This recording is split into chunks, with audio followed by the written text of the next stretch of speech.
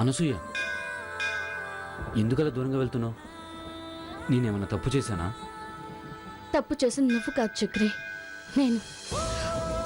అనవసరంగా నీ లైఫ్లోకి ఎంటర్ అయ్యి నేను డిస్టర్బ్ చేశాను.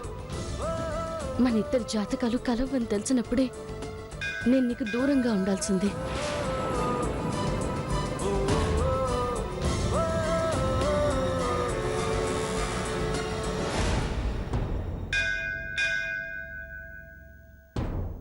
అసలు మన ఇద్దరి మధ్య పరిచయం ఎందుకు కలగాలి? కలిగినా మనం ఫ్రెండ్స్ గా ఎందుకు కలవాలి? ఒక అమ్మాయి ఒక అబ్బాయి కలిసి స్నేహం చేసినంత మాత్రాన ఆ స్నేహం ప్రేమగా ఎందుకు మారాలి? ఒకవైపు నువ్వు పెళ్లి చేసుకోబోతూ ఇంకోవైపు నేను పెళ్లి చేసుకోబోతూ మనమిద్దరం ఎందుకు ఒకరినొకరు ఇష్టపడాలి? అనసూయ, కొత్తగా మాట్లాడుతున్నావేంటి? మన ఇద్దరికి పెళ్లి జరుగుతుందంటే నమ్మవే?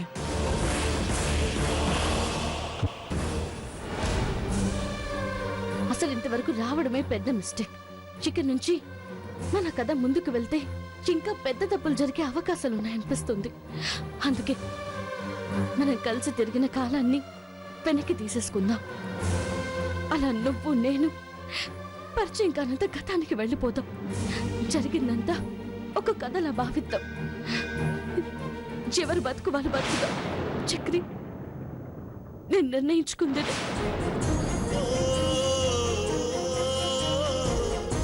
అనసూయ, మొన్న బొమ్మల పెళ్లిలో జరిగిన గొడవని దృష్టిలో ఉంచుకుని మాట్లాడు మాకు.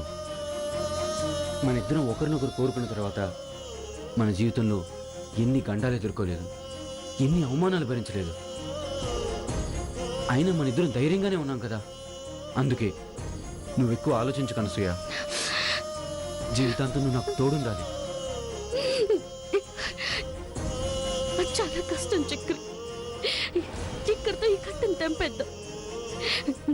మన కుటుంబాల అభిప్రాయాల్ని మనం గౌరవిద్దాం. ఇక నుంచి వాళ్ళు చెప్పినట్టే నడుద్దాం. అది నీకు మంచిది, నాకు మంచిది.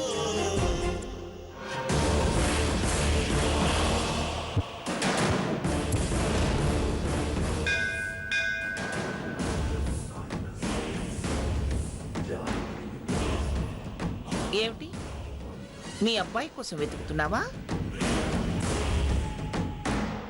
మీ అదృష్టం బాగుంది. వాళ్ళిద్దరూ పెళ్లి చేసుకోక ముందే మీరు వచ్చేశారు. నా కొడుకు ఎక్కడున్నాడు? తొందరపడకండి, పెళ్లి జరగలేదన్నానుగా. నా మాట కూడా వినేస్తే నాకు కాస్త తృప్తిగా ఉంటుంది. మనం కుటుంబాన్ని నిలబెట్టాలని ఎంత చేసినా మనకి మన కుటుంబానికి జనరేషన్ గ్యాప్ ఖచ్చితంగా ఉంటుంది. అందుకే మరి ఎన్ని సమస్యలు, అన్నీ మన ఆధీనంలోనే ఉన్నాయనుకుంటాం. కానీ ఉండవు. అప్పుడప్పుడు ఎదురు దెబ్బలు తగులుతుంటాయి. ఇది నేను తెలుసుకుంది, మీకు చెప్పాలనుకున్నది కాదు. ఎందుకంటే మీరు సలహాలు తీసుకోరు కదా. అడుగు, మీ అబ్బాయి మాస్టర్ గారి కూతురు కొంగు పట్టుకొని తిరుగుతున్నాడు. మీ కుటుంబం కట్టుబాట్లు ఇంకా నేర్చుకోలేదనుకుంటా. వెళ్ళి నేర్పించండి.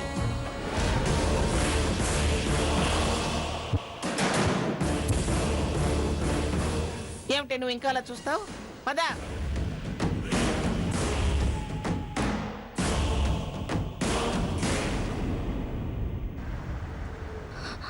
అనసూయ,